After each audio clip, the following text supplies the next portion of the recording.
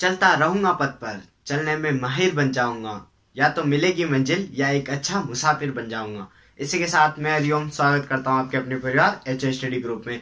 तो हमने पार्ट 1 पढ़ लिया था पहले, अब पार्ट 2 सोइल का पार्ट 2 पढ़ेंगे।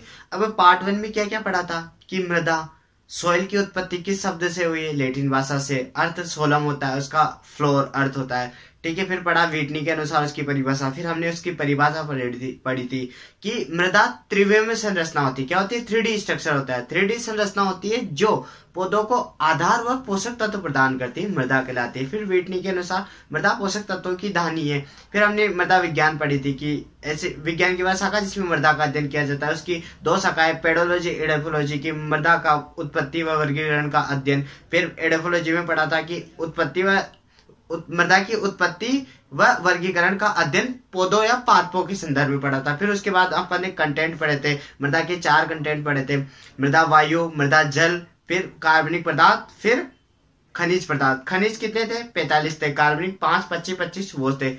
ये चीजें हमने पढ़ी। फिर सॉइल प्रोफाइल पढ़ी, सॉइल प्रोफाइल ओ पढ़ा जो कार्बनिक मृदा में ए, फिर A2, फिर B, फिर C, फिर बेडरॉक्स वगैरह ये पढ़ी थी। तो आज हम मृदा के भौतिक अवयव पढ़ेंगे, फिजिकल प्रॉपर्टी की भौतिक दशाएं क्या होती है, फिर जैविक दशा पढ़ेंगे, फिर हम रासायनिक दशा पढ़ेंगे। तीनों दशाएं हम आज के चैप्टर में पढ़ेंगे।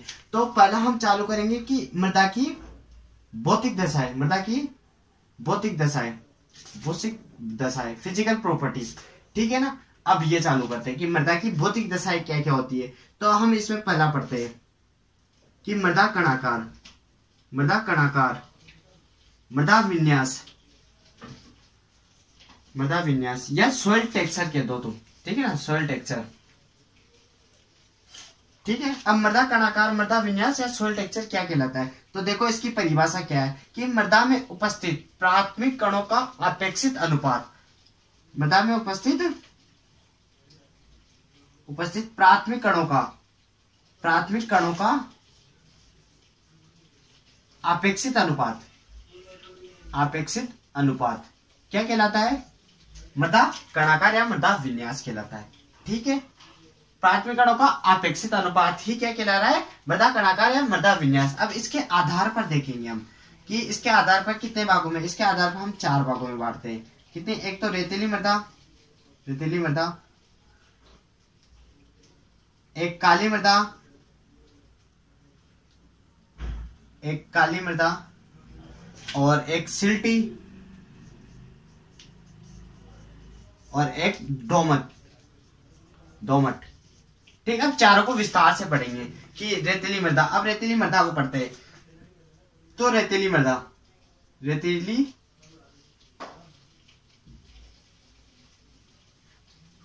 मृदा, अब इसमें क्या होता है कि ऐसी मृदा है, ऐसी मृदा है जिसमें 85% तक रेत पाई जाती है।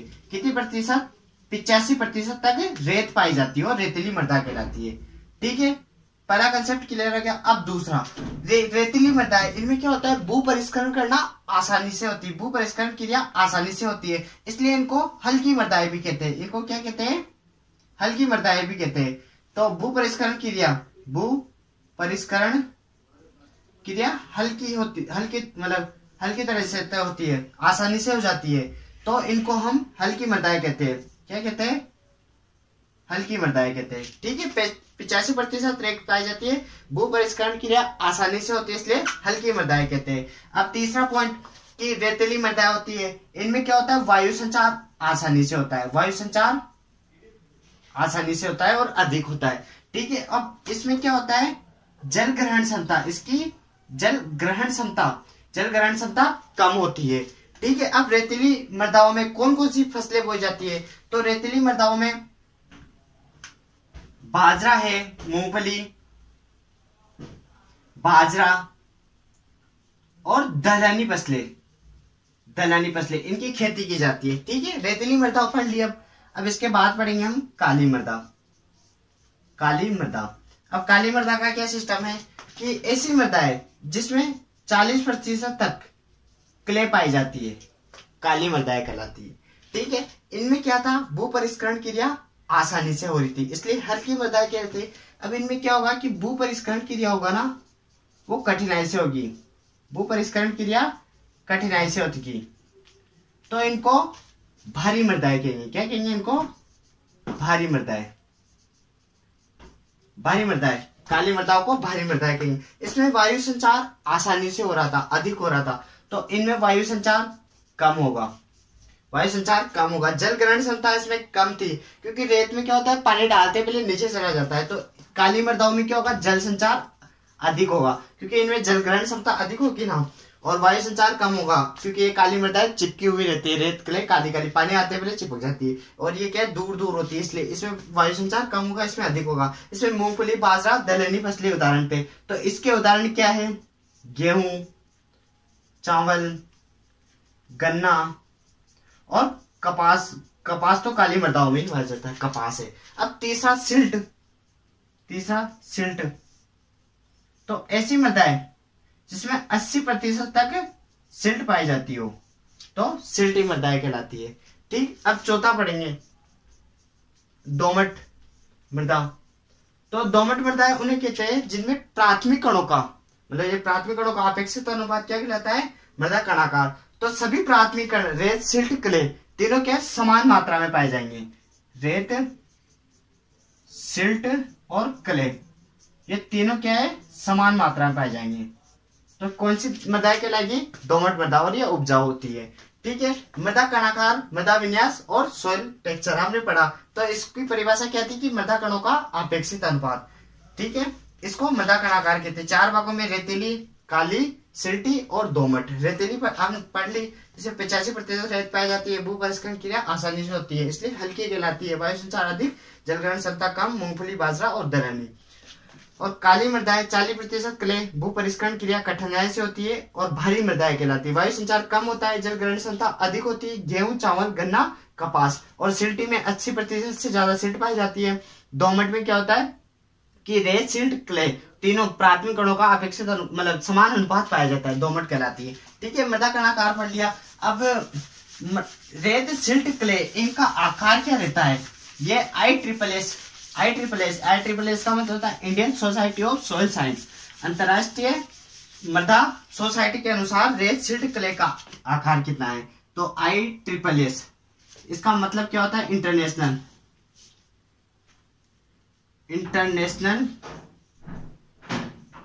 Society of soil science.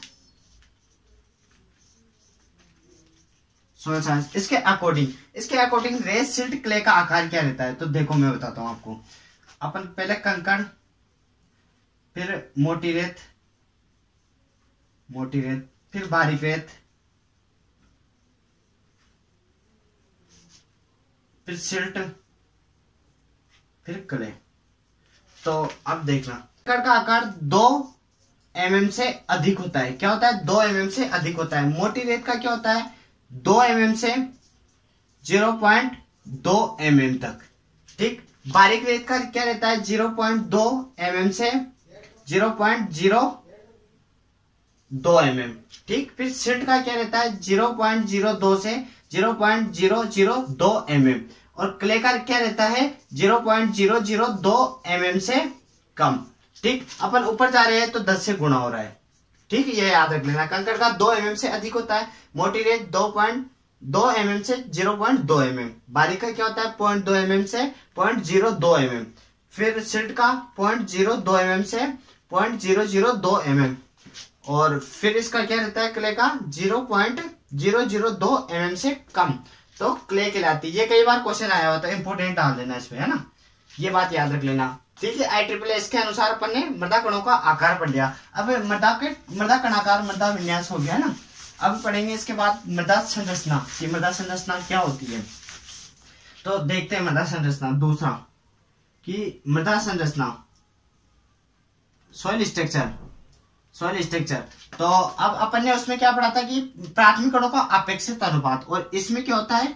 प्राथमिक कणों का व्यवस्थित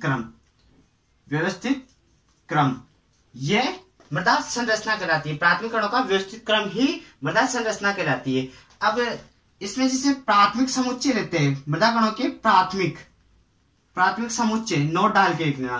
प्राथमिक समुच्चय पेड्स कहलाते हैं। क्या कहलाते हैं? पेड्स कहलाते हैं। और कृत्रिम समुच्चय, कृत्रिम समुच्चय क्लोड्स, क्लोड्स कहलाते हैं। ठीक है, प्राकृतिक समुच्चय पेड्स और कृत्रिम समुच्चय क्लोड्स कहलाते हैं। ठीक है, नोट डाल के लिख लेना। अब मृदा संरचना किसे कहते हैं? प्राथमिक कणों का व्यवस्थित क्रम। वो अपेक्षित क्रम था, ये व्यवस्थित क्रम। इसके आधार पर मृदा को 4 भागों में बांटा गया, है। पहला तो प्लेटी, फिर प्रिज्मेटिक, फिर ब्लॉकी, फिर क्रम्बी या दानेदार। अब यह खेती के हिसाब से सर्वाधिक उपयोगी मृदा है। कृषि के महत्व से सर्वाधिक महत्वपूर्ण कौन सी है? क्रम्बी दानेदार संरचना कृषि के महत्व से ज्यादा उपयोगी होती है। 4 भागों में प्लेटी, प्रिज्मेटिक, ब्लॉकी और क्रम्बी या दानेदार, यह कृषि में ज्यादा उपयोगी होती है। ठीक है, ये मृदा संरचना हो गया।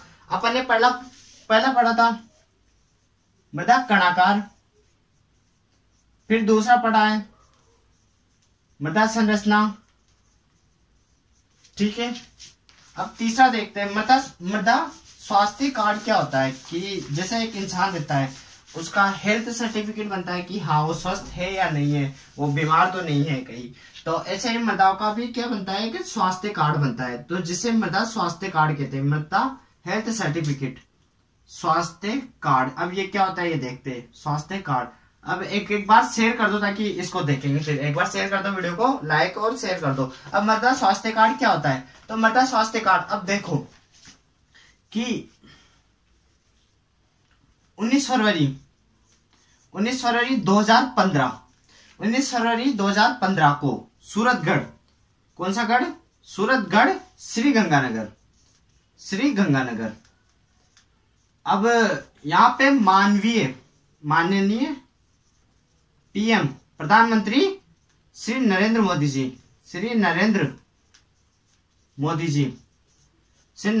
जी ने स्वस्थ दरा, कौन सा कथन? एक कथन के साथ, स्वस्थ दरा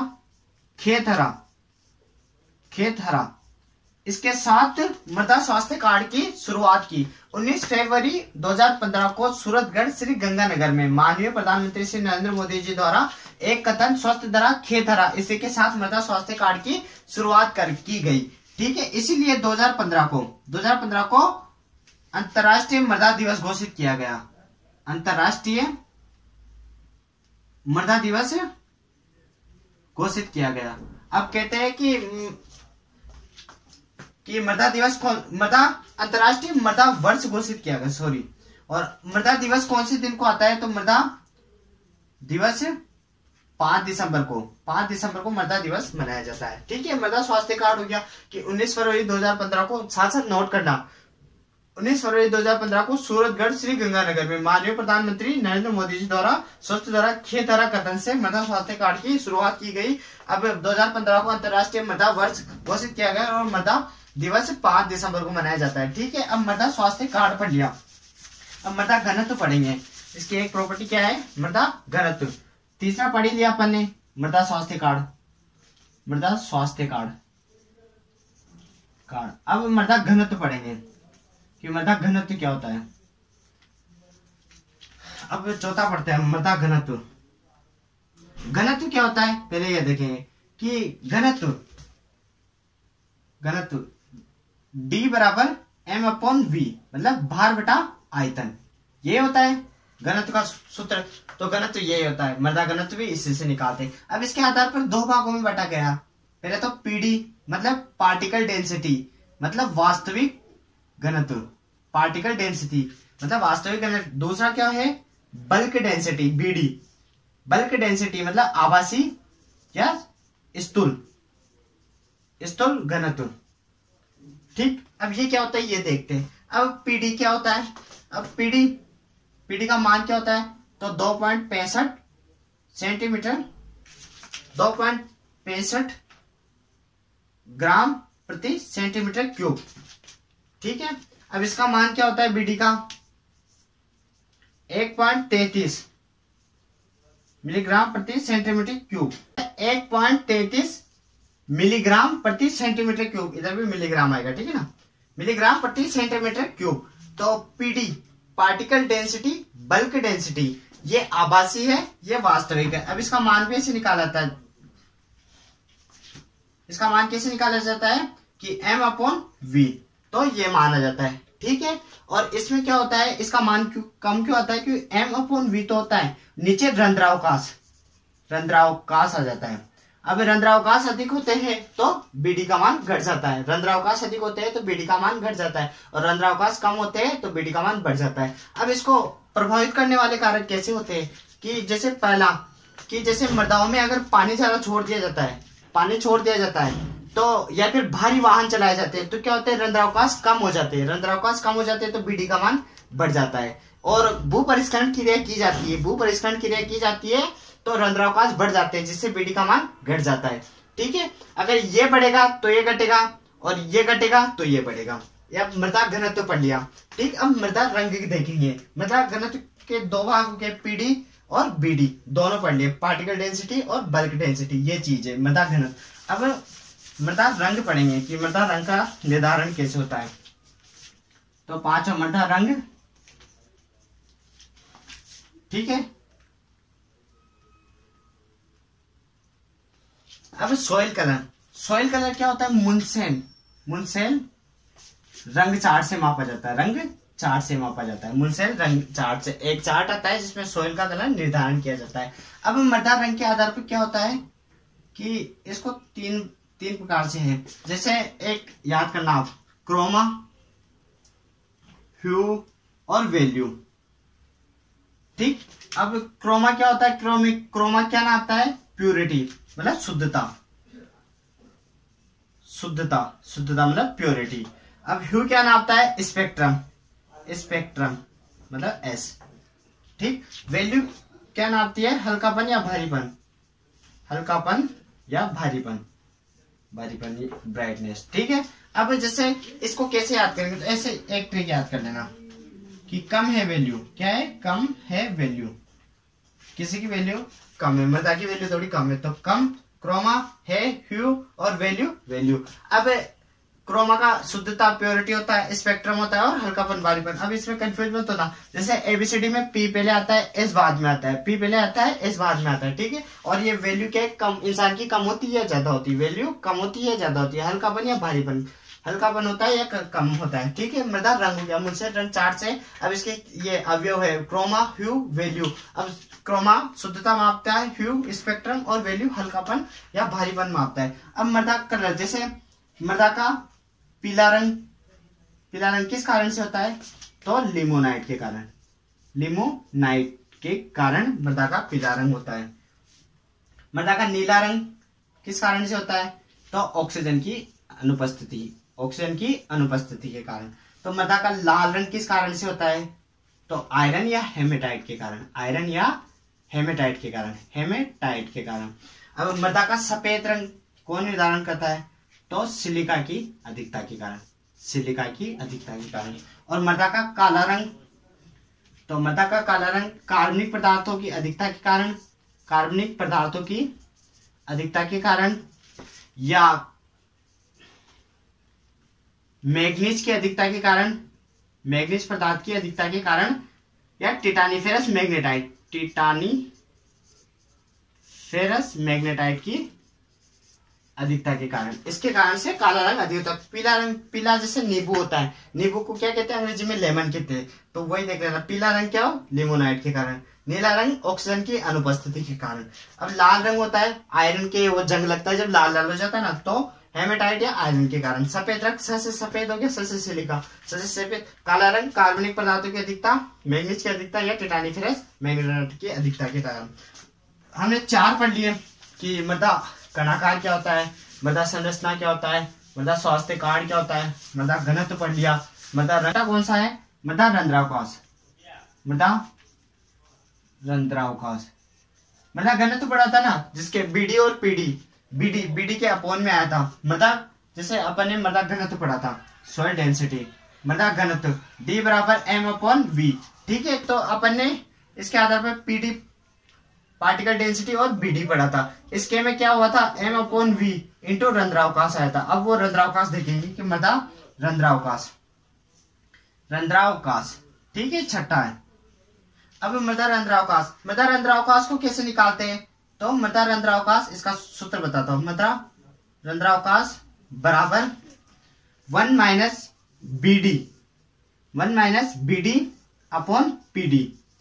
इससे क्या निकाला जाता है, मृदा का रंध्रावकाश निकाला जाता है। अगर प्रतिशत सॉइल पोरोसिटी निकालनी हो, मतलब मृदा रंध्रावकाश निकालना हो, तो 1 minus BD upon PD into 100, ठीक है। इसके आधार पर देख मृदाओं का कैसे क्या रहता है, कितना रंध्रावकाश रहता है, सबसे कम किसका रहता है, सबसे ज्यादा किसका रहता है। तो काली मृदाओं का क्या रहता है, सबसे ज्यादा रहता है, काली मृदा है, इसका रंध्रावकाश 50 से 60% रहता है, सर्वाधिक होता है। अब दोमट का कितना रहता है,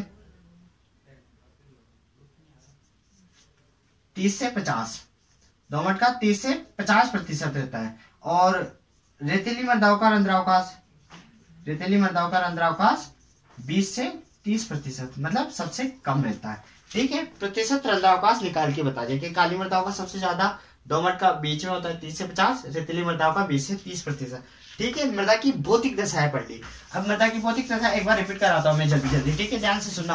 पहला पढ़ा था मृदा कणाकार की अपेक्षित अनुपात, अपेक्षित मृदा के प्राथमिक कणों का अपेक्षित अनुपात ही मृदा कणाकार कहलाता है। मृदा के प्राथमिक कणों का व्यवस्थित क्रम मृदा संरचना कहलाता है। फिर मृदा स्वास्थ्य कांड, अब कणाकार में 4 भागों में रेतीली, काली, सिल्टी और दोमट, ठीक है, उनके बारे में पढ़ा। मृदा संरचना प्लेटी, प्रिज्मेटिक, क्रम्बी और ब्लॉकी। फिर मृदा स्वास्थ्य कार्ड कितना, 19 फरवरी 2015, स्वस्थ दरा खेतना, माननीय प्रधानमंत्री सूरतगढ़ श्री गंगानगर में, ठीक है। अब मृदा स्वास्थ्य कार्ड, इसमें एक चीज और, इसके अवयव भी दिखा देता हूं, वैसे काम तो नहीं आते अवयव, पर ये भी देख लो। इसके क्या है, 12 अवयव है। कितने अवयव है, 12, ये भी नोट कर लेना। पहला ऑर्गेनिक मटेरियल, मतलब कार्बनिक पदार्थ। दूसरा पीएच। तीसरा इलेक्ट्रिक कंडक्टिविटी। चौथा, पांचवा, छठा। प्राथमिक पोषक तत्व कौन कौन से, NPK, ठीक। द्वितीय पोषक तत्व एक आएगा, 7वां सल्फर, ठीक। 7 हो गए। अब 8, 9, 10, 11 और 12। अब देखना, आयरन, मैग्नीज, जिंक, बोरॉन और कॉपर, ये मृदा स्वास्थ्य कार्ड के अवयव है। ऑर्गेनिक मटेरियल, पीएच और इलेक्ट्रिक कंडक्टिविटी, NPK, ये तो प्राथमिक पोषक तत्व है, ये द्वितीय पोषक तत्व है और ये न्यूनतम पोषक तत्व है ना। Iron, manganese, zinc, boron, copper, ठीक है। अगर लिखना चाहो तो लिख लेना, तो कोई दिक्कत नहीं, बता दी मैंने, ठीक है। तो अब मृदा की भौतिक दशा होगी। अब मृदा की हम बायोटिक, मतलब जैविक दशाएं पढ़ेंगे। मृदा की जैविक दशाएं, मतलब बायोटिक प्रॉपर्टी। इसके आधार पर क्या होता है, पहला फफूंद कह दो या कवक कह दो। दूसरा जीवाणु। तीसरा एक्टिनोमाइसीटीज।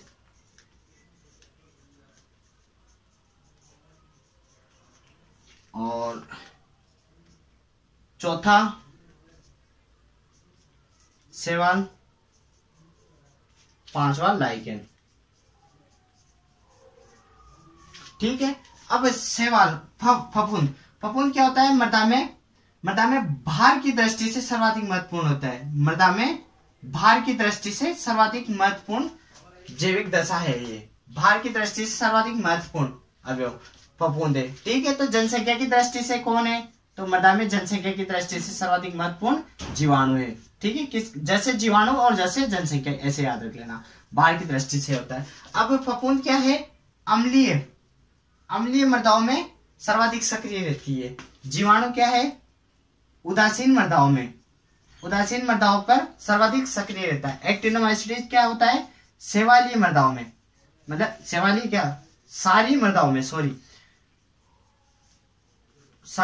में सर्वाधिक सक्रिय होता है, ठीक है। फफूंद अम्लीय मृदाओं में, जीवाणु उदासीन मृदा में, एक्टिनोमाइसीटीज सारी मृदाओं में सर्वाधिक सक्रिय होता है।